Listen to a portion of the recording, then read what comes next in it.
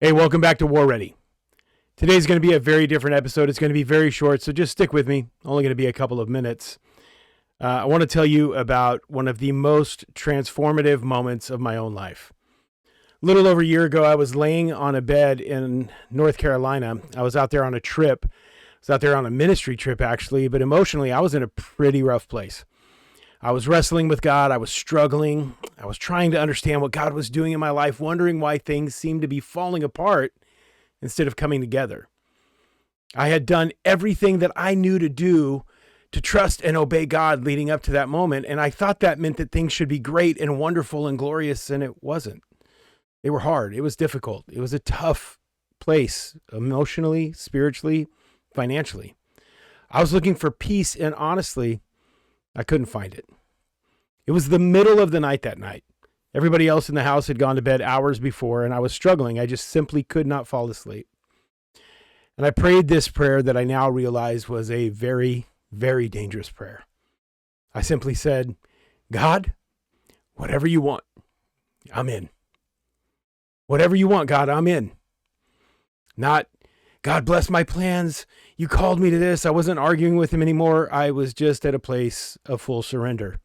It wasn't, God, fix my problems. God, show me what I need to see. It was just, God, whatever you want, I'm in. Looking back, I can honestly tell you that in that moment, everything changed.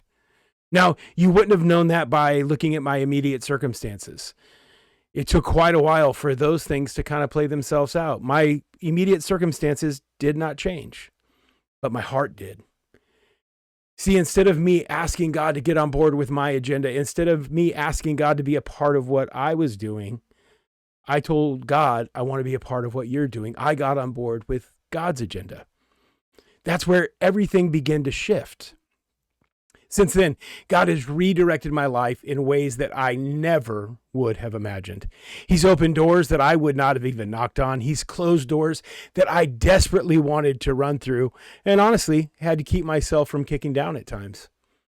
He's stretched me. He's humbled me. He's reminded me over and over again that his plans really are better than mine. At the time that this video releases, I'll actually be in Guatemala. I will have been there for about a week, serving alongside of a group of incredible men, preaching the gospel, encouraging pastors, loving people.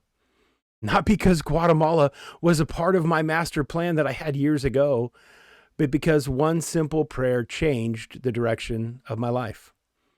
It reminds me of Isaiah chapter 6.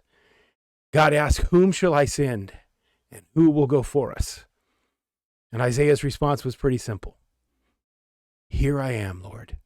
Send me. I don't think Isaiah understood everything that laid ahead. I don't think he understood the prayer that he was praying. I don't think he fully understood the response that he was giving. He was simply making himself available. And that's the challenge I want to leave with you today. What if the greatest thing standing between you and God's best for your life is your willingness to simply say, God, whatever you want, I'm in. Look, that prayer is absolutely dangerous because he may call you to somewhere unexpected.